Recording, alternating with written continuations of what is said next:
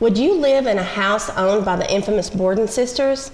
If you're interested or willing to move to New England and have $890,000 to spare, it could be yours.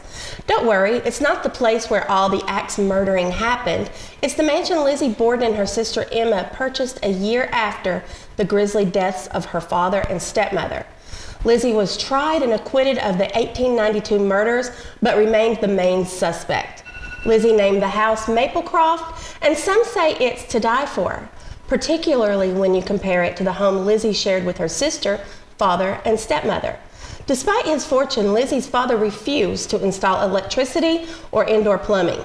Lizzie and Emma spent a portion of their $300,000 inheritance, $8.6 million in modern currency, on Maplecroft, where Lizzie lived until her death in 1927 at age 66. When you first walk in the front foyer and you see the grand entrance with the oak staircase and the beautiful fireplace, it really takes your breath away. It's so beautiful, said listing agent Suzanne St. John. It's the grandeur Lizzie always wanted. The wallpaper seen in these photos are actually the original wallpaper that was there when Lizzie and Emma lived there. It has 7 bedrooms, 3.5 baths, is 3,935 square feet, and sits on 0.41 acres. In 2017, Maplecroft was purchased by the family that operates the Lizzie Borden Bed and Breakfast and Museum out of the house where the murders actually took place.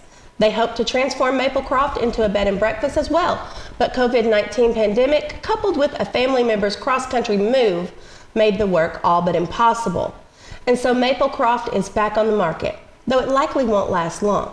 St. John says she's fielded queries from several interested parties since she listed the house last month, including a couple with paranormal proclivities.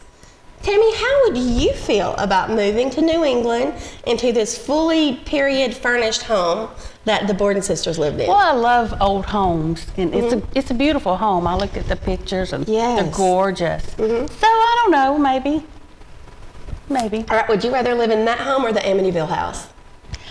I don't know, maybe either. I would go for Amityville. I just like that whole layout better.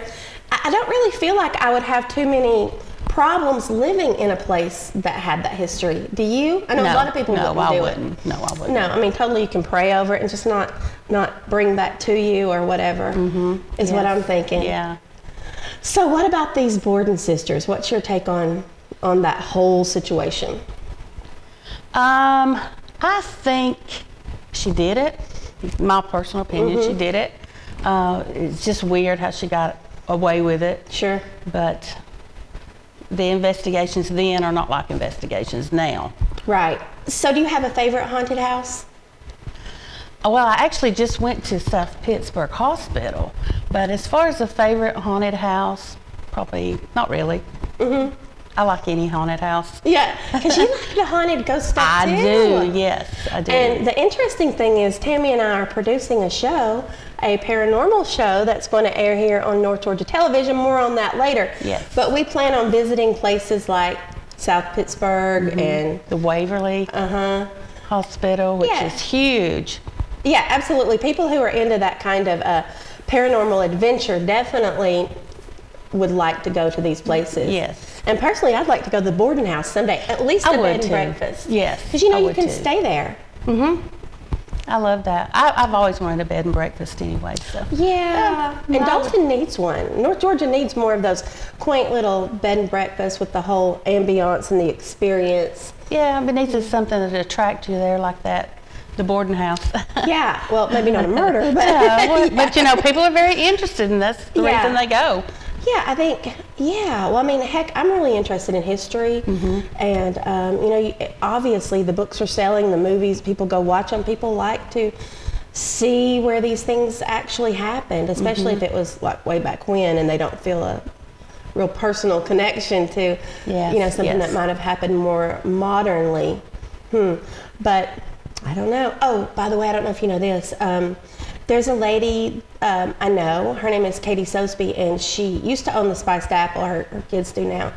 But she owned a bed and breakfast in town, and it was called the Holly Tree Inn. Next to the green spot. Where the So green you did spot know was. about it. Yeah.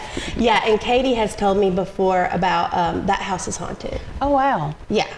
That they would, a man who used to live there smoked cigars, and even though no one has smoked there in many years, you can pass the door leading to the basement where he had to go smoke because his wife didn't like it, and you can sometimes smell it as if it's actually happening there. And some other things have happened there, and I think it's a beautiful house. It is a beautiful house. Have you ever been inside? I haven't, no. Oh my goodness, I'll have to see if I can reach out to Oh, that would be Katie. great. Sometimes I used to go there for lunch, meet her for lunch, and she would bring in spiced apple stuff, and maybe a few other people would be there.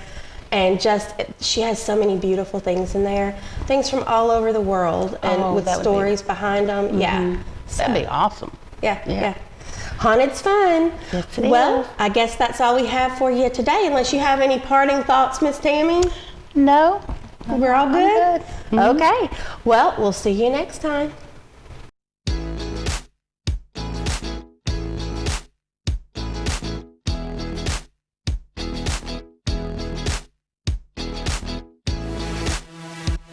Thanks for joining the talk today. Shout out to my guest, Tammy Parker-Painter, and comedian Joni Harbin.